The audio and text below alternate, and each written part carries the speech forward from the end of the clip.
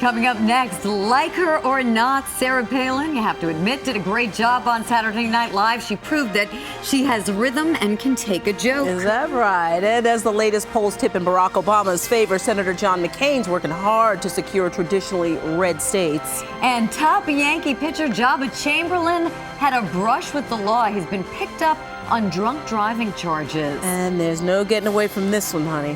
Chilly weather settling in.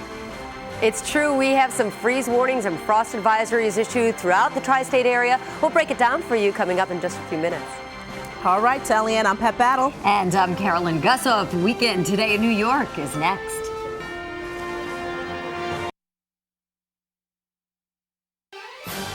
Live from New York, it's Vice Presidential candidate Sarah Palin. The governor was a good sport as Tina Fey and Alec Baldwin and Amy Poehler poked fun at her politics and that accent. And while we were laughing it up here at 30 Rock, Senators Barack Obama and John McCain were busy drumming up support on the campaign trail. And some bad news for Yankee superstar Joba Chamberlain. He's been arrested on drunk driving charges. You're watching NBC for New York. This is News for New York. Yes, it is. And good morning, everyone. Welcome to Weekend Today in New York. It's a Sunday morning. Glad you're with us. I'm Carolyn Gusoff. And I'm Pat Battle. Have you brought your plants in yet? You know what? I haven't emptied the pots, and I'm concerned. The summer pots. I think you have to empty them. You have to, they could freeze. They could crack. Jonas, you don't have any plants. What are we doing here? You'll find out in a second. Yeah, I think we know. We don't want to, news we don't really want to hear, but it happened anyway. But anyway, my plants are going to be wilting and dying. My house plants. Sally Ann, do I have any more time to get them No. in? Quick hands, back to you. Yep, exactly. Do you have geraniums? Because maybe that'll help you out. You need a real hardy plant. Otherwise, bring them in. It's time. Freeze warnings have been issued by the National Weather Service. They're for this morning as well as for tonight into tomorrow morning. And you can see who we mean. Freeze warning, by the way, temperature 32 and below. For the frost advisory, it's close to 32 and above. But the bottom line is, if you have some plants in the lower Hudson Valley, if you're in through portions of interior Connecticut, and also in through north and western New Jersey, the freeze warnings are up, and then a frost advisory for central New Jersey. Take a look at these temperatures. Need I say more? 32 degrees Poughkeepsie and in Monticello, 33 in Middletown, 29 degrees in Sussex, and our temperatures are not headed all that high. In fact, today we're looking at a mix of sun and clouds. We'll make it up to 58 degrees, 54 by noontime, and then we start to plummet. Temperature about 50 at dinner time, but heading down into the 40s tonight. Full forecast details are coming up with the 7-day in just a few minutes. Back to you. All right, Sally Ann, thank you so much. And whether you are a Democrat or a Republican or completely disconnected to politics, chances are you did want to see the real Sarah Palin, governor of Alaska, and of course, vice presidential candidate, make an appearance on Saturday Night Live last night. It did happen last night, and our Monica Morales brings us the highlights this morning in case you slipped through it. Monica? Good morning, Carolyn. It was so funny. After all this time watching SNL make fun of her, Sarah Palin saw it firsthand. She even shimmied to a rap song on the set of Weekend Update with a dancing moose. There was only one moment delivered the laughs. It started off with Tina Fey in a mock press conference, whose impression of Palin is always perfect. Then cameras cut to the real Palin watching the show with executive producer Lorne Michaels and actor Alec Baldwin. We had a behind-the-scenes. so funny. Of course, we brought you all the best highlights, but if you want to see the whole thing for yourself, check it out on NBC.com. You can see the show. Carolyn, back to you. It was hilarious. Unbelievable. Which one was which? Who was that at the end? Was that Palin Thanks for filling us in, Monica. Faye. Was it Palin or Tina at the end? Identical. Well, on to more serious business. John McCain is scheduled to campaign in Ohio today. Yesterday, in a radio address, McCain took a shot at Barack Obama's tax plan. He said it would turn the IRS into a giant welfare agency. On the campaign trail in St. Louis, Obama returned fire. John McCain is so out of touch with the struggles you're facing, he must be the first politician in history to call a tax cut for working people welfare. A crowd estimated at 100,000 people turned out to hear Obama speak at the Gateway Arch, and another 75,000 came to an Obama rally in Kansas City. Missouri is normally considered a fairly reliable Republican state in presidential elections, but the latest polls there show McCain and Obama in a dead heat. Well, Obama plans to campaign in North Carolina today. McCain was there yesterday. North Carolina is another Republican-leaning state where the polls say that McCain is vulnerable. That's why he continued to hammer away at Obama's tax plan. Barack Obama's plan to raise taxes on some in order to give checks to others, it isn't a tax cut. It's just another government giveaway. McCain also compared Obama to the socialist leaders of Europe, and he told a group of North Carolina veterans that Obama's unprepared to lead the nation through the challenges ahead. And while McCain and Obama campaign in the East and Midwest, Obama's running mate Joe Biden's in the far West this weekend in Nevada and California yesterday. Biden once again blasted the Republicans for trying to link Obama with 1960s radical William Ayers. He told voters not to get distracted from the economic issues that affect their lives. And for the first time in 9 months, the average price of regular gasoline nationwide is now less than $3 a gallon. In fact, the price of the pump has dropped 86 cents a gallon on average in the past month as oil prices have plummeted. The good news is that oil prices are coming down. The bad news is that oil prices are coming down because the global economy is going into recession. Still, Moody's says every dollar the price of oil drops saves consumers $1 billion. And with the home heating oil season beginning, that is good news. Also good news, United and American Airlines say they're cutting back some jet fuel surcharges. But all this could be short-lived. OPEC plans to hold an emergency meeting last week to talk about cutting production in hopes that it'll send oil prices up again. Family and friends will gather again today to pay their final respects to a couple and their 4 children killed last weekend when fire engulfed their Chelsea apartment. Carolyn Gusoff has more. Bound in grief, friends and relatives filed into this Washington Heights funeral home to say a final goodbye to a family claimed by fire, 4 children and their parents. I feel destroyed. I've lost 6 people in a year. I feel horrible. 16-year-old Zulin Joa Valdez is the daughter of 40-year-old Masche Joa Valdez, the father killed in the fire. She describes her siblings as happy children. They were good kids. They were playful. All of them were playful. Now I know they're playing up in heaven with God. Last week, fire engulfed the family's home on West 18th Street. 6 of them found unconscious in the bathroom and bedroom. Delkis Balbuena tried to save her 8-year-old by filling a tub with water. Their 3-year-old girl was found under a sink. The father was discovered in a room near a window holding their 15-month-old daughter.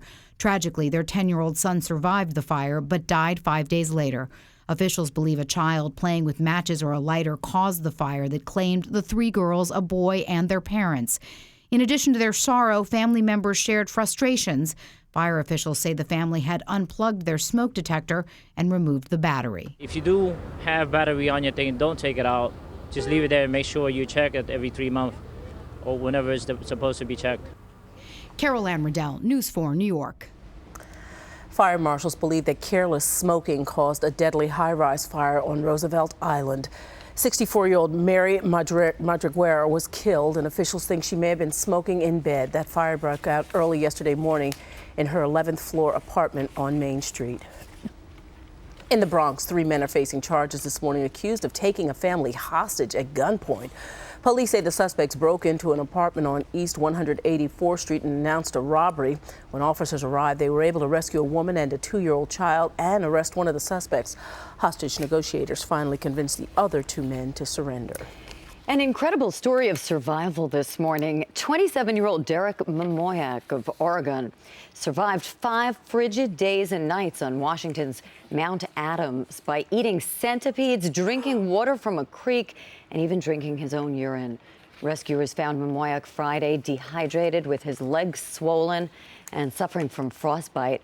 Mamoyak says he spent 4 days trying to crawl down the mountain after he fell and broke his ankle. Unbelievable. That's an incredible story. And now to a man who I'm not sure could survive an hour in the wilderness. Jonas? That's pretty fair. Yes, and my plants have not survived this frost. You know I don't have any plants, but we do have a very serious story to talk about here. And it's really Yankee fans' worst nightmare at this point, I have to say, for the offseason. Jabba Chamberlain, the Yanks' prize young pitcher, got himself into some trouble last night. Chamberlain was pulled over and arrested around 1 this morning for allegedly driving under the influence, speeding, and having an open container of alcohol in his vehicle. A spokeswoman for the Nebraska State Patrol says he was stopped on a road near his hometown of Lincoln, Nebraska, and that formal charges will be likely to be filed on Monday. There is nobody more important to the Yankees youth movement than Jabba Chamberlain. General Manager Brian Cashman has to be very upset to hear this news this morning. Yeah. He's got to stay out of trouble in the offseason, to say the least. Yeah. Thanks, Jonas. Don't we all? All right, Jonas, thanks. Well, no one really thinks of the flu as a potentially deadly infection, but it can be, which is why a new and quick test may be a real lifesaver. And if you like it clear and crisp and chilly, just like yesterday, you're gonna love today. We're headed up to just 58 degrees with a mix of sun and clouds. And as you look north and west of the city, temperatures there will be in the mid-50s. Do we ever warm up? The details coming up in the 7-day forecast when Weekend Today in New York comes right back.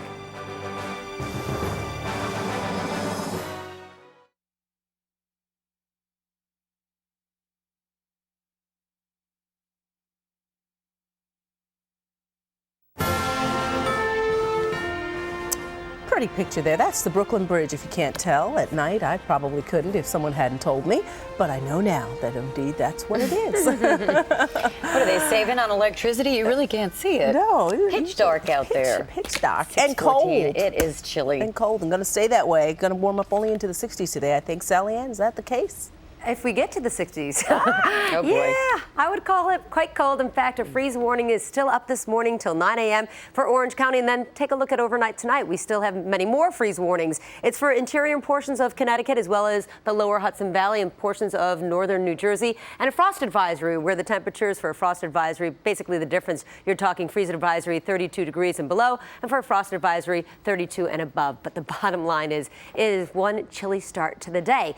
Well, we are starting off with just 30 degrees up north and west around Jeffersonville. Long Beach, here the warm spot at 53 degrees, and temperatures are going to be very much like yesterday in the upper 50s, give or take. Yesterday we topped out 58 for Central Park. Today, sunny and still brisk in the afternoon. The winds will be kicking up out of the northeast, and that'll put a bite in the air from time to time. And then tonight, very frosty as we go in through tomorrow morning. Bundle up the kids at the bus stop, and nice by the afternoon. The rebound is better than today's, and then it'll feel more like November as our temperatures plummet yet again. Here's what we're seeing on the last 12-hour satellite radar view. Some clouds off the coast. That's associated with a low. The wet weather from that stays off the coast. A few more clouds in through portions of Long Island. And there's also high pressure that's just to our north. And the pressure gradient between these two is what's going to bring us the breezy conditions as we go through the afternoon. Some wind gusts may be near 20 and 30 miles an hour. Then tonight, as that high pulls away, we drop down to the 20s north and west of the city. Thus, you have the freeze warnings that are up. And finally, near normal as we go in through tomorrow. It'll feel a lot nicer. We look ahead into Tuesday. That's the next chance for a spot shower. It looks like mainly north of the city, so most of us will remain dry. And then, as we go in through midweek, it feels more like November as you see that cold air starts to plummet back in. Here's a look. The next several days ahead, we mosey along through Sunday. Brisk and sunny, 58 degrees. Feels better by Monday, 63 degrees. There's a slight chance of that shower, as I mentioned, on Tuesday, 58, and then temperatures drop down to 53 on Wednesday, and it's a slow recovery. 55 on Thursday, 58 on Friday, and by Saturday, we're looking okay in 58 degrees. Back to you guys. All right, Sally Ann, thank you so much. I'm ready to climb a mountain. Let's go climb a mountain right now. Forgive me. I was a Boy Scout. I had a Swiss Army watch at one time in my life. You did? Yeah, I just used it to tell time. To tell time, I didn't know what to do with it. You didn't know what all those little gadgets were for. Yeah, I think it worked underwater. As a Boy Scout. I put it in the bath. That was about it. But yes, all right. let's talk. Maybe you could survive a day or two. An hour? I'll give you that. All right, let's talk baseball. We'll survive this segment. Red Sox are still alive last night, but it wasn't easy. Down 2-1 in the fifth, the light-hitting Jason Bartlett takes Josh Beckett deep and gone. Down the left field line, solo shot, ties it up, but the Rays didn't get another hit after this. Top of the sixth, Jason Varitek, who was 0 for 14 in the series, comes up big. It is out of the park off James Shields. Boston wins at 4-2. They force a deciding Game 7 tonight.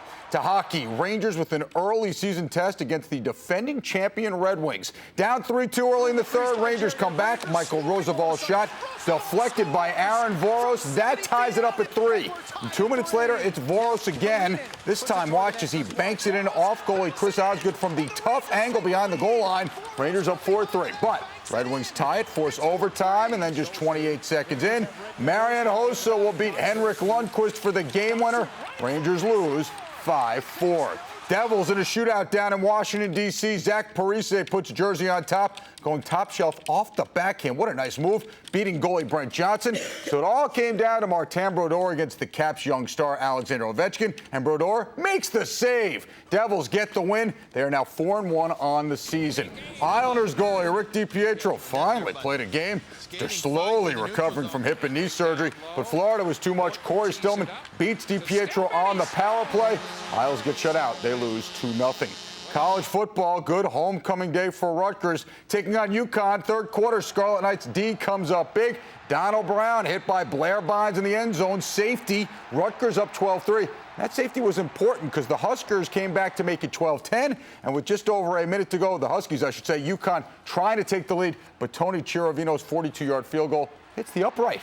Rutgers hangs on to win their first Big East game of the year, 12-10, the final. Also want to mention Penn State beat Michigan, and I mentioned that because our director, Susan McNeil, is a huge Penn State fan, and just badgering me all morning. Are you going to mention it? You're going to mention it. And she runs the place. So you did good. Thank you, Jonas. All right, Jonas, thank you. Well, flu season is here, and this year, health officials and doctors have a new test that can identify flu strains in just 4 hours rather than 4 days.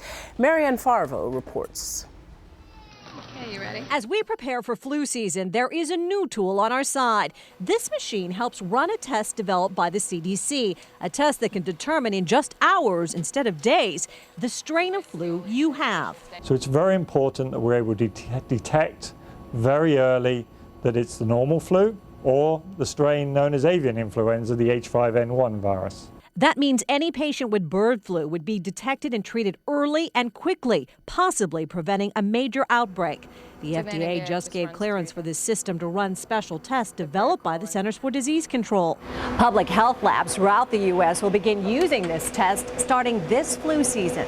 And there's another benefit. The test may also help ensure that your future flu shot is right on target with the type of flu that's circulating that season. Eventually what comes out of this is because you know directly what the strain is, we can target much earlier what is the right flu shot to give people.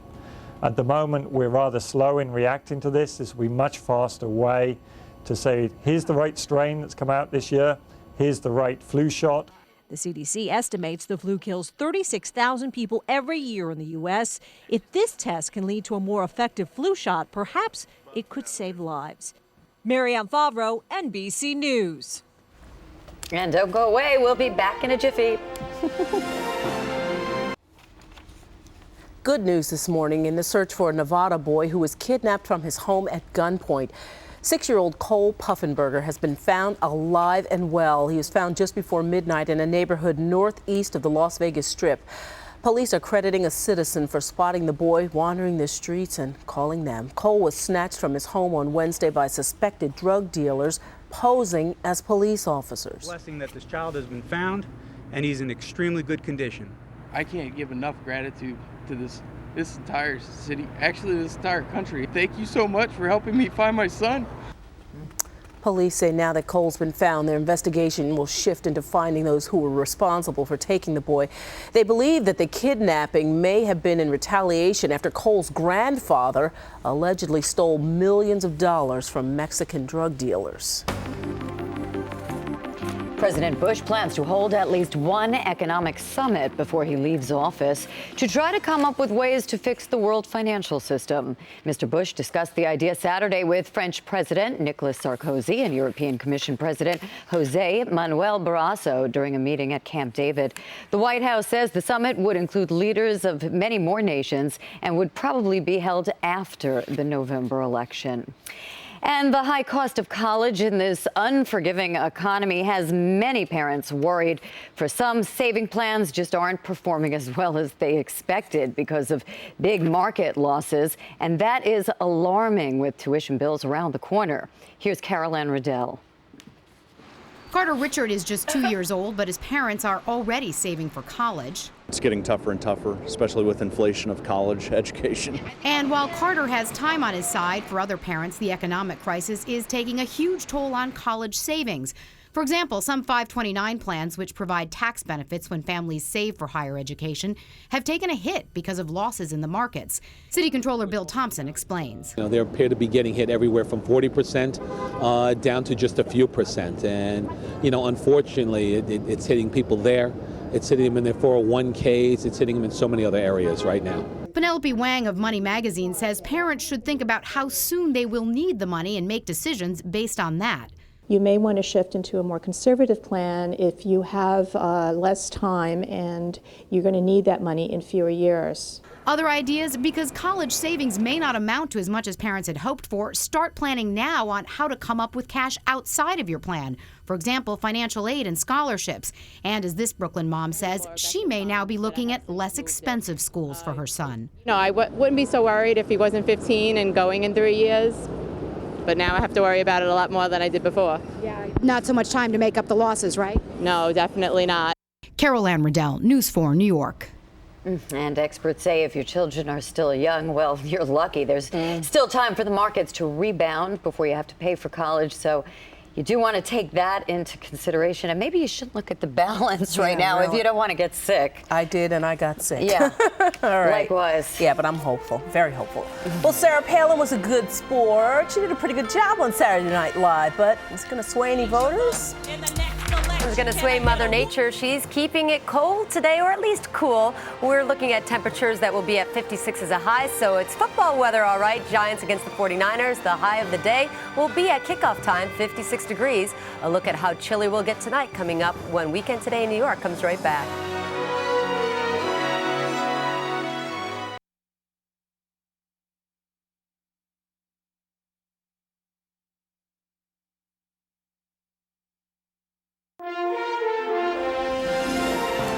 One of my favorites, the George Washington Bridge, the one that takes me home in and out of the city every morning. It's a beautiful Sunday morning, a chilly one though. It's only in the 40s and it's going to get a little chillier. Welcome back to Weekend Today in New York. I'm Pat Battle. And I'm Carolyn Gusoff. Beautiful if you like it cold. Temperatures in the 40s. No joke. This is the real deal, Sally Ann.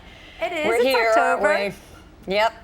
And we're ready for it, I'm sure. Well, at least in part. We do have freeze warnings that are still up this morning for Orange County till 9 a.m. And then overnight tonight, same thing. And in fact, we've expanded the area for the freeze warning. National Weather Service has it up for interior Connecticut, the lower Hudson Valley and through northwestern New Jersey. The frost advisory, which means temperatures at or about 32 and a little above, you can see for central New Jersey and areas to the south. What temperatures are we at now? Well, you guessed the chilly spot was going to be north and west. But did you guess 29 degrees for Jeffersonville? That's it. Chilly start, but as you see, influenced by the ocean water temperature, it's much milder in Long Beach, 52 degrees. And as we go through the day today, it's going to be very similar to yesterday. We'll top out at 58 degrees with cool sunshine around. And then for tonight, temperatures will drop to about 40 for the city. The outlying suburbs in the 20s. Full forecast details coming up in just a bit. Back to you. All right. Thank you very much, Sally Ann. Well, say what you want about Sarah Palin, but the governor of Alaska held her own and played along quite well with the Saturday Night Live cast. So without further ado, Monica Morales, tell us about the pre-show buzz, the rehearsal, the actual show. Were you there? Good morning, Pat. It was hilarious from start to finish. Palin showed she could make fun of herself. SNL has been making fun of her for months, but Palin danced, joked, and appeared to have a really good time. The two look alike. It delivered the laughs. It started off with Tina Fey in a mock press conference, whose impression of Palin is always perfect. Then cameras cut to the real Palin watching the show with executive producer Lorne Michaels and actor Alec Baldwin. We had a behind-the-scenes view.